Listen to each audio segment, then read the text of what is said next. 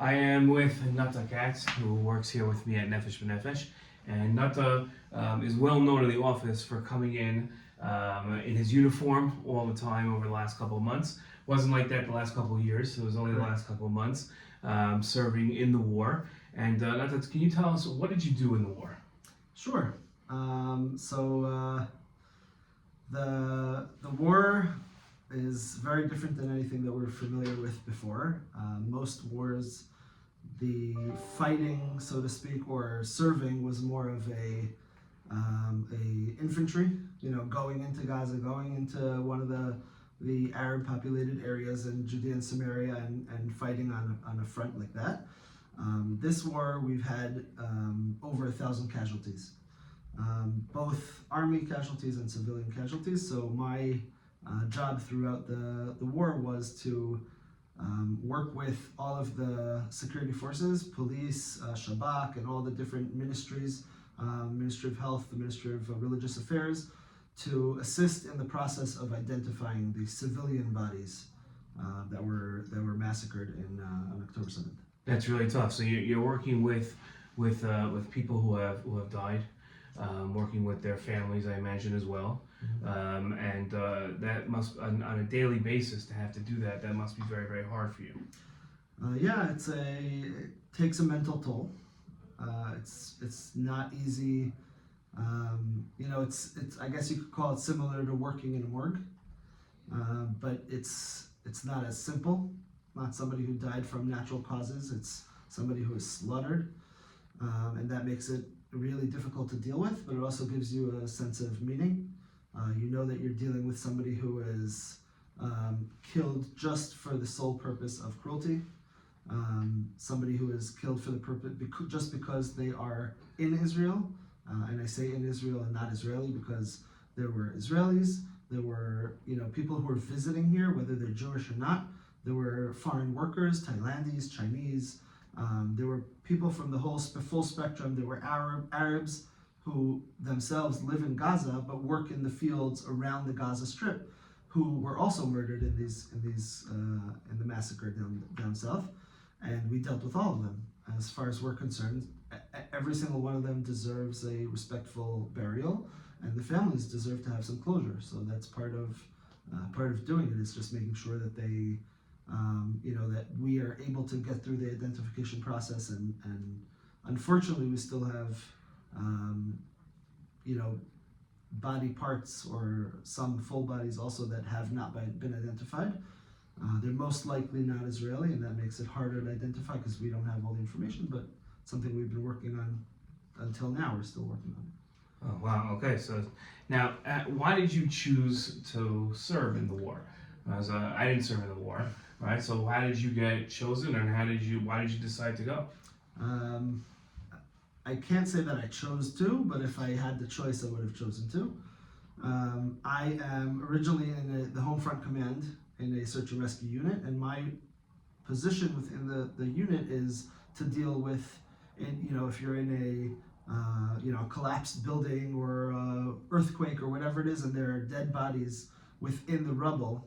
So my job is to deal with the bodies, and the search and rescue team, their job is to get out the people who are alive and just to rescue them from the rubble. So when the war started and the numbers just kept rising and rising, they realized that they need to pull us, people like me, out of our units and bring us to the base.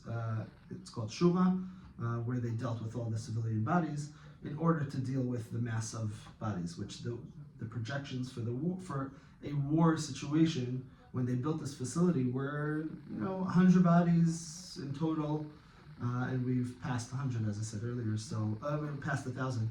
So the facility wasn't necessarily even fitting for the task, and it was just they just needed a lot of hands. So when they called us up to assist with the war, then we were all on board.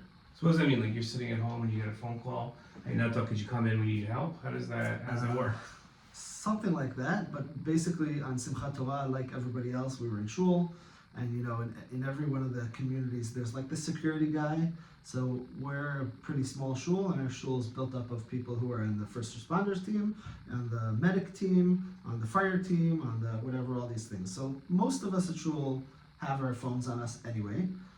Some of us for multiple purposes, like I'm a medic with Natah, and I'm also a volunteer with the firefighting squad. So so as we were going through shul, and we're also a very relatively small shul, so immediately somebody got a phone call and stepped out, and then somebody else got a phone call and stepped out, and slowly like we're getting towards reading the Torah, and we're like, wait, we're gonna have a minyan to like read the Torah.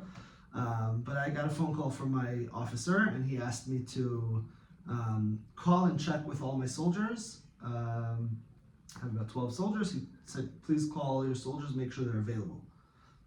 Okay, available for? Just check with them, make sure they're available. If we need to call you up, we'll call you up.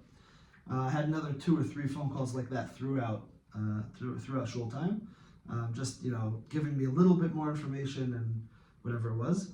And for the next 2-3 days, I was asked to make sure that they're all available and we're on call. And come Tuesday of the first week of the war, we were called up and they told us, tomorrow morning, 8 o'clock, please be at Shura base. I try my best in general to stay away from the news because I feel like I don't need extra aggravation. Like what I need to know, it'll get to me. So I didn't know what Shura was, and then we showed up, and it was an interesting experience. So we're sitting here now. It's April. It's about to be Pesach. 6 months ago was the war started. How many days exactly did you serve? I guess if you take, I don't remember, how many days did you say it was? 100 and? No, I didn't. We're 6 months. So 6 months. Figure 180. About 180 days. We're about 184 days into the war. Take off Sunday, Monday, Tuesday of the beginning of the war, so 181 minus 5 days where I traveled for work, so we're at 175. So I'm currently up to 175.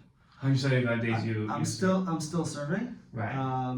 And I do a lot of my work from afar. I have soldiers who are in an operations room, and I manage the work through them. And once or twice a week, I go in and make sure that everything's okay. But I'm still serving. Yeah.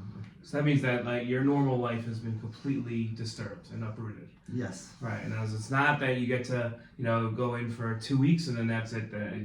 Every moment of these past 180 days, 184 days, you've had your mind at work with your family, but also in the war. Yes, it's interesting because in the beginning of the war, I had friends who were sitting on either border, the southern border, the northern border, and on the one hand they're just sitting and waiting and waiting and waiting, nothing's happening, and are we going in? We're not going in. And on the other hand, I was home, every other day, every third day, or whatever it is. Now I'm home every day, but like you said, my head's always in all 3 places at the same time. I'm not sure which one's harder. I'm not sure which one's harder on the family. I'm not, like that. I'm not 100% present there. I'm not 100% present anywhere really. But I'm doing my best. Okay. Yeah. I think I can speak to everybody in New York and for us here in the office that we say thank you, and we owe you a debt of gratitude. So thank you very much. It's my honor, and nobody owes me anything. I'm just happy to be able to assist. Okay. Natah Katz here in Yerushalayim. Thank you very much. Chag Sameach, everybody.